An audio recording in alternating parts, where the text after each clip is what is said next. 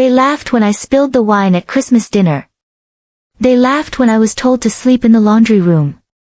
They laughed because they thought I was powerless. But 3 months later, I stood in a silent courtroom holding a document that would decide who stayed in that house.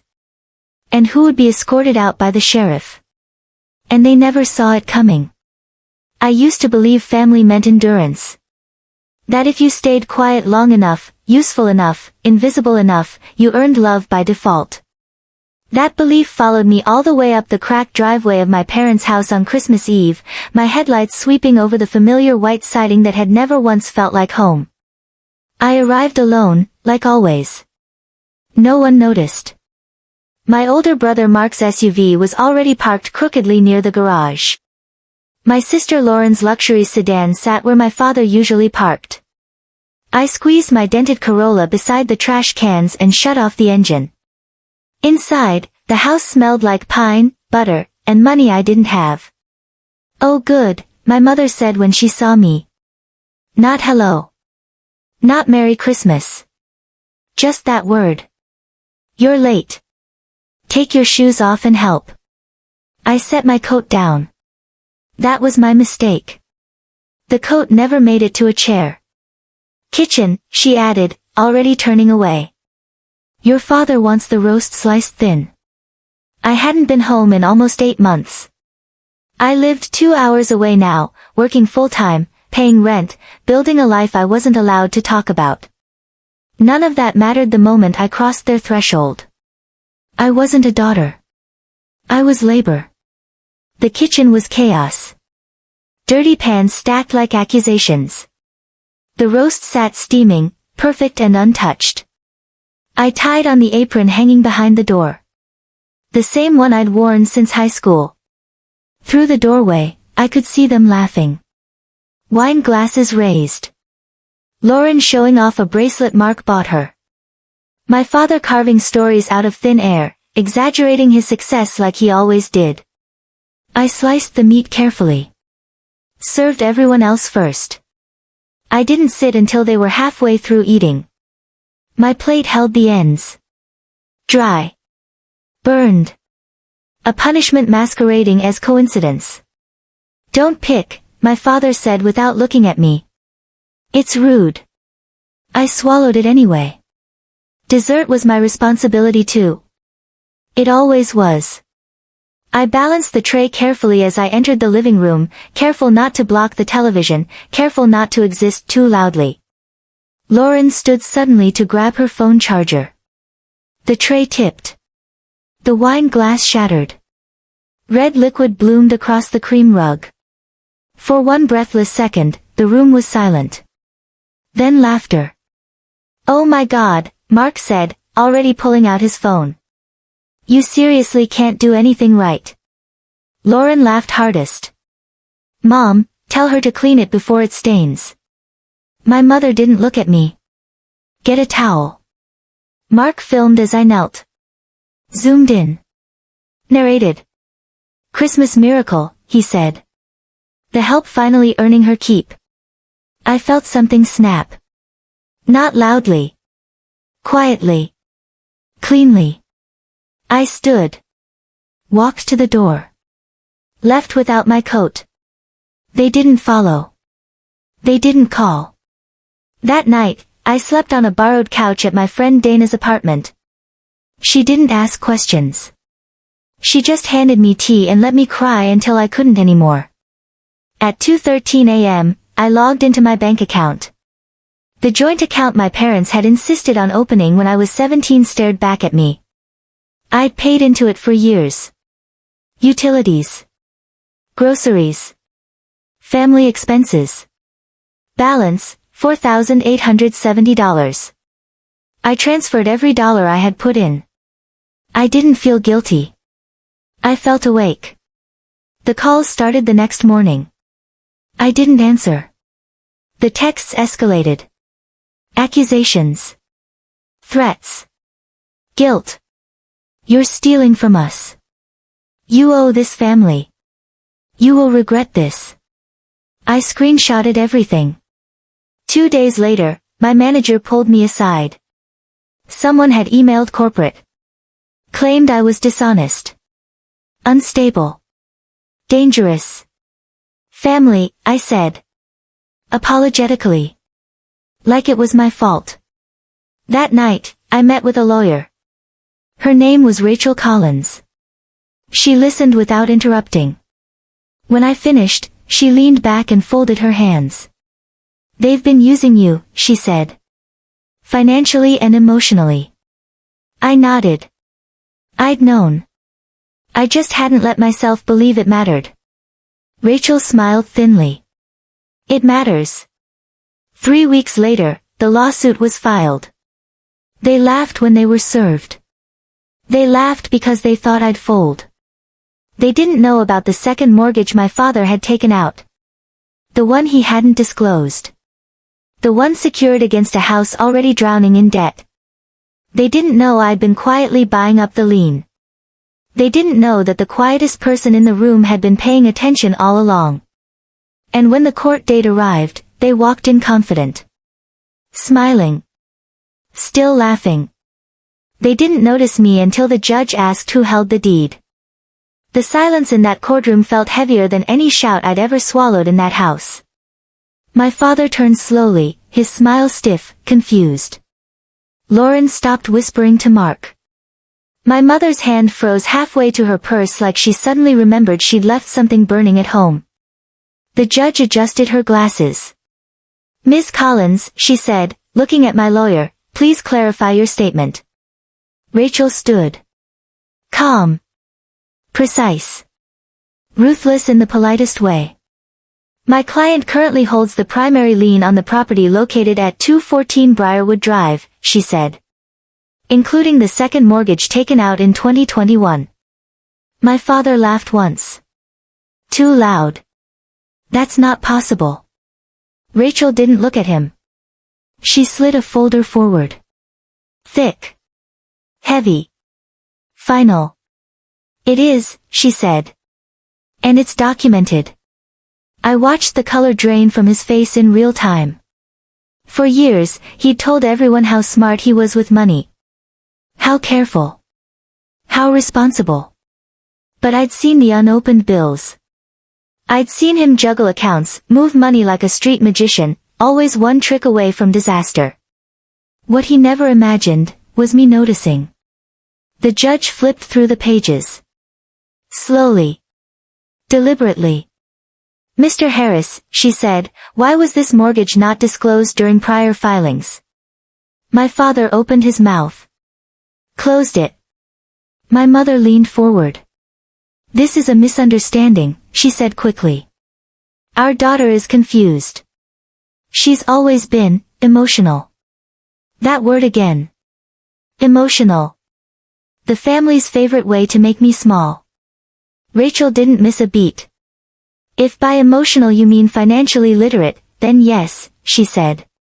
She's very emotional. I almost smiled. The judge raised a hand for silence. Enough, she said. This court will take a brief recess. As everyone stood, Mark finally looked at me directly. Not past me. Not through me. At me. What the hell did you do? He hissed. I met his eyes. Calm. Steady. Unapologetic. I paid attention, I said. Outside the courtroom, the tension snapped. My mother grabbed my arm. Hard. You ungrateful little. Rachel stepped between us instantly. Do not touch my client. Lauren burst into tears. Loud, dramatic, practiced. We gave you everything, she sobbed. And this is how you repay us. Everything. Sleeping on a couch while she had a bedroom twice the size of my apartment. Working 2 jobs to help with family bills while Mark's credit card debt disappeared like magic. Being told I was lucky to even be there. Rachel turned to them. You exploited her, she said evenly. And now you're upset the arrangement has ended. My father's voice dropped. Dangerous. You think you've won, he said to me. But you don't know what you're doing. I stepped closer. My heart pounded, but my voice didn't shake. I know exactly what I'm doing, I said. For the first time in my life. The recess ended. Back inside, the judge delivered her ruling with the kind of calm authority that changes lives without raising its voice. Foreclosure proceedings would move forward. The house would be seized if the debt wasn't settled within 60 days. They stared at her like she'd spoken another language. My father stood abruptly. This is ridiculous, he snapped. That house is ours. The judge looked up. Not anymore. Outside, reporters waited. Someone must have tipped them off. Cameras flashed. Questions flew. Is it true your daughter owns the lien? Did you hide debt? Is this a family dispute? My parents pushed past them, faces tight, reputations cracking. I walked out behind them. Not running. Not hiding. That night, my phone exploded. Voicemails from relatives who'd never called me before. Texts accusing me of betrayal. Others, quieter. Curious. Afraid. You really did it? Yes, I typed back. I did. The house went up for auction 37 days later. I didn't attend. I didn't need to. Rachel called me that afternoon. It's sold, she said. Above market. I sat on my apartment floor, back against the couch I finally owned, and let out a breath I'd been holding for years. What happens now? I asked. Now, she said. Now they move out. They tried to negotiate. Emails. Apologies that tasted like vinegar. Promises of change. Offers to talk. I didn't respond. The sheriff came on a Tuesday morning. Mark called me as they were packing. You happy? He demanded. I thought about the laundry room mattress. The wine stain. The laughter. Yes, I said. I am. I blocked his number. A week later, my mother showed up at my door. She looked smaller. Older. For the first time, uncertain. I just want to understand, she said. Why you do this to your own family? I leaned against the doorframe. You did this, I said softly. I just stopped fixing it for you. She opened her mouth. Closed it. Left. That night, I slept better than I ever had in that house. Because for the first time, I wasn't surviving. I was free. And they were finally learning what it cost to underestimate the quiet one. Freedom doesn't arrive with fireworks. It comes quietly. Like a locked door that finally stays closed. The weeks after the eviction were strange. Too quiet. No calls. No emergencies that somehow only I could fix. No guilt disguised as concern. I kept reaching for my phone out of habit, like my body hadn't caught up with my life yet. The house was gone. Sold. Emptied. Reduced to a line item on a court document. But the aftermath lingered. My aunt left a voicemail telling me I'd gone too far. A cousin messaged to say I'd embarrassed the family. People who had never offered me a couch, $1, or a defense suddenly had opinions. I listened to every message once. Then I deleted them. Rachel checked in regularly. Not as a lawyer anymore. As a human being. You okay? She asked one evening. I looked around my apartment. The thrift store lamp. The quiet. The safety. I think so, I said. I just don't know who I am without them. She paused. That's the best part, she said. You get to find out. The final hearing came and went without drama. My parents didn't attend. Neither did Mark or Lauren. They'd moved in with friends. Temporary arrangements. The kind they'd always assumed were beneath them. The judge finalized everything in under 10 minutes. Case closed. When I stepped outside, the sun felt different. Like it wasn't judging me. I took a long walk through the city. Past families, couples, strangers living lives that didn't orbit around obligation.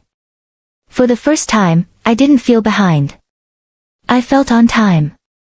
3 months later, I got a promotion. 6 months later, I changed apartments. Bigger windows. A door that locked from the inside. And 1 year later, I hosted Christmas.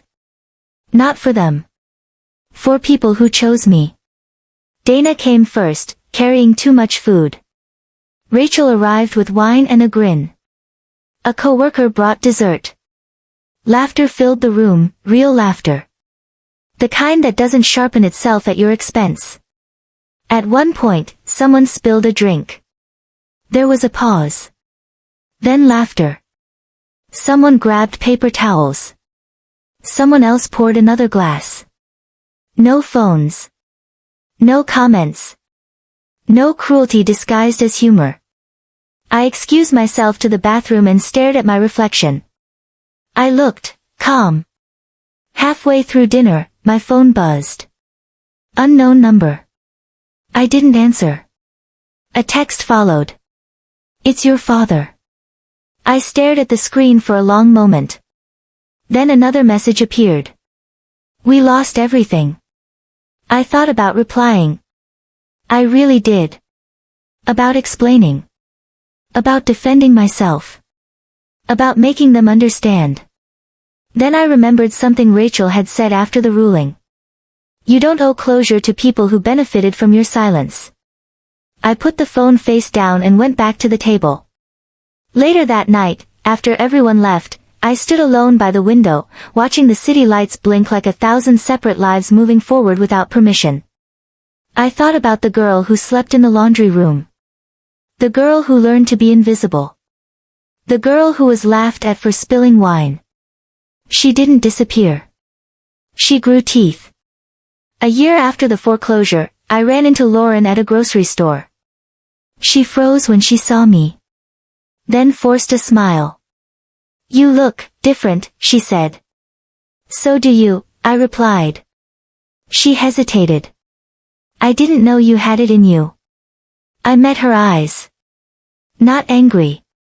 Not smug. Just honest. I didn't either, I said. She nodded slowly, like that answer scared her. We walked away in opposite directions. That night, I framed the foreclosure document and hung it inside my closet.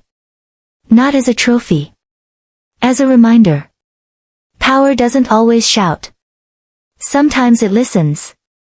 Sometimes it waits. Sometimes it keeps receipts. They underestimated me because I was quiet. Because I was useful. Because I didn't fight back. What they never understood was this. Silence is not weakness. It's observation. And when the quiet one finally speaks, the whole room has to listen. People think revenge is loud. Explosive. Satisfied the moment someone else feels pain. They're wrong. The real shift happens later, when the noise fades, and you realize your life no longer revolves around people who tried to keep you small. A few weeks after Christmas, my phone rang during work. Unknown number again. I let it go to voicemail. Curiosity got me later. I listened. It was my father's voice. Older. Strained. Stripped of the authority he'd wrapped around himself my entire childhood. We need to talk, he said. Just talk. I stared at the wall for a long time after it ended. Not because I missed him. Because I finally heard fear where confidence used to live. I didn't call back. Instead, I went out for lunch. Ordered something warm. Something I liked. Sat by the window and watched people walk past without knowing my history. That felt like winning. The next contact came through a different channel. An email. Subject line, family meeting. I almost laughed. They still thought they were in charge of the agenda. The message was long. Carefully worded. Apologies padded with excuses. Regret mixed with blame. We didn't realize how much pressure you were under. We only wanted what was best. Families forgive. That last line sat there like a command. I forwarded the email to Rachel. Her response came back fast. You don't owe them reconciliation. And you definitely don't owe them access. I closed my laptop. At work, things changed in ways I hadn't expected. Confidence does that. People sense it before you say a word. My manager started asking for my opinion. Not politely. Seriously.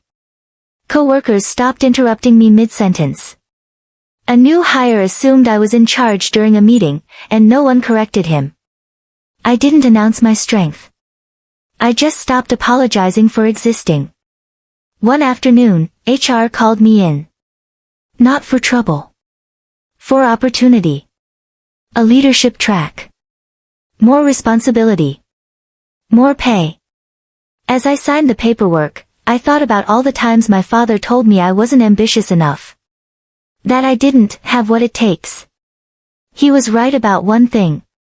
I didn't have what he took. I built something better.